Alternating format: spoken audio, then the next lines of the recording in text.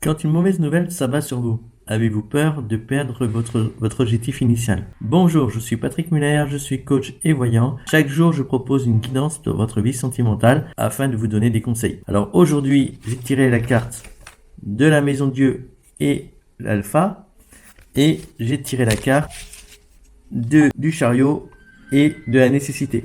Donc, les cartes nous disent quoi? Nous disent que quand un événement, une mauvaise nouvelle, voire une très mauvaise nouvelle arrive, souvent et ça nous oblige à mettre en place des gros changements, à recommencer quelque chose de différent. On a peur de perdre nos repères, notre vie, notre but, ce qu'on s'était fixé initialement. Or non, ce n'est pas le cas. C'est pas parce que vous avez une mauvaise nouvelle que vous devez renoncer à votre but.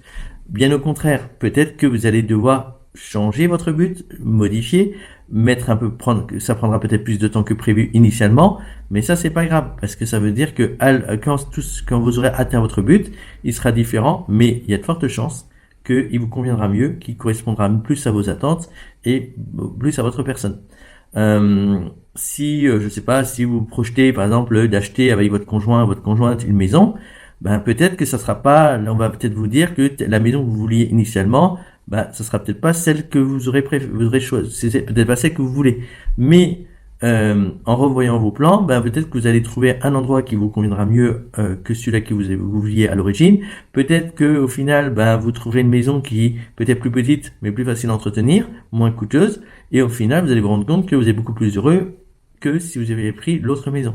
Donc, une mauvaise nouvelle ne veut pas dire que vous devez renoncer à votre but initial.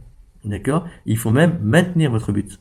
Ça, c'est très important de maintenir votre but et d'avancer dans ce sens, malgré la mauvaise nouvelle.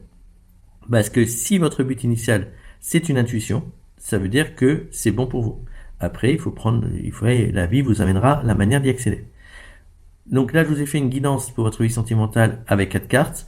Si vous désirez une guidance personnalisée avec une trentaine de cartes, bien sûr, vous pouvez me contacter et je prendrai le temps de faire cela avec vous. Je propose aussi des coachings audio. Dans les deux cas, vous trouverez le lien dans la description de cette vidéo. Je vous remercie et je vous dis à demain.